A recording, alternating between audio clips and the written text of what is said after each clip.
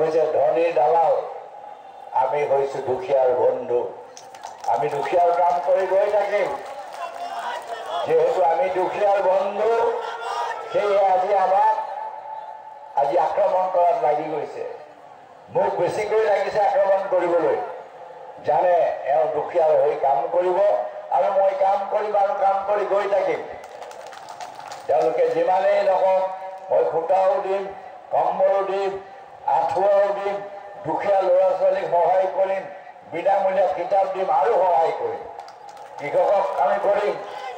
আজি কৃষককো দিয়া হৈছে। আজি সৰু সুৰা যিবোৰ শিল্প কৰিছে আমি তেওঁলোককো দিম। কৰিছে নে সৰু সৰু ব্যৱসায়ৰ হওক, আজি ৰেচন দোকান যিসকলে ৰেচন বিক্ৰী কৰে আমি তেওঁলোকৰ কাৰণেও চিন্তা কৰোঁ। ৰিক্সা ওলাৰো চিন্তা কৰিছোঁ, ঠেলা ওলাৰো চিন্তা কৰিছোঁ।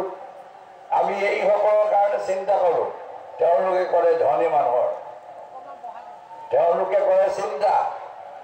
এই বিজেপি দল অসমটো ক'ত? এইবোৰ সুবিধাবাদী।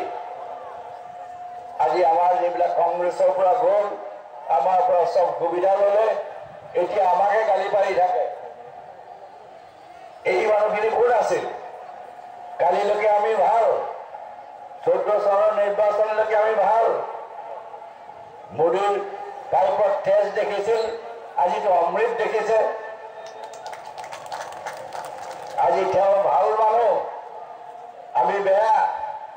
মই ভ্ৰষ্টাচাৰ, হেমন্ত বিশ্ব শৰ্মা এটাইতকৈ সত্যনাৰায়ণ তেওঁ পবিত্ৰ মানুহ। অসমতে যেনেই আছে, আজি মোৰ ওপৰত এটাৰ পিছত এটা পেজ।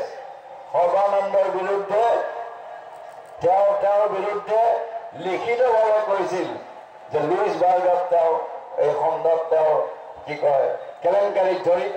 ক'ত গ'ল? আমাৰ কাষত আছে, ক'ত গ'ল? তেওঁ ভাবিছে তৰুণ গগৈক এটাৰ পিছত এটা কেছ দি ভয় খুৱাব পাৰোঁ। মই ভয় নাখাওঁ। কিমান তৰুণ ৰঙা চকুত মই ভয় নাখাওঁ, কাৰণ আমাৰ লগত ৰাইজ আছে। মই ভয় কৰোঁ ৰাইজক। আজি অপপ্ৰচাৰ, আমি মোদীক ভয় নকৰোঁ, অমিত শ্বাহক ভয় নকৰোঁ।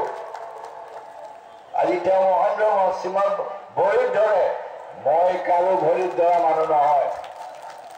মই দুখীয়া মানুহৰ ভৰিত ধৰিম, ইয়াত থকা ৰাইজৰ ওচৰত ভৰি ধৰিম, সেৱা বিচাৰিম, আশীৰ্বাদ বিচাৰিম।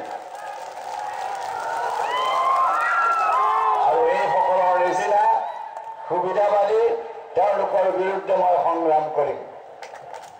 মোৰ বয়স হ'ব পাৰে, কিন্তু মই যুঁজাৰ যিটো শক্তি, সেই শক্তি আছে। এই শক্তিৰ দ্বাৰা তেওঁলোকে যিমানেই প্ৰচেষ্টা নকৰক, অহা নিৰ্বাচনত আমি পৰাজয় কৰিম।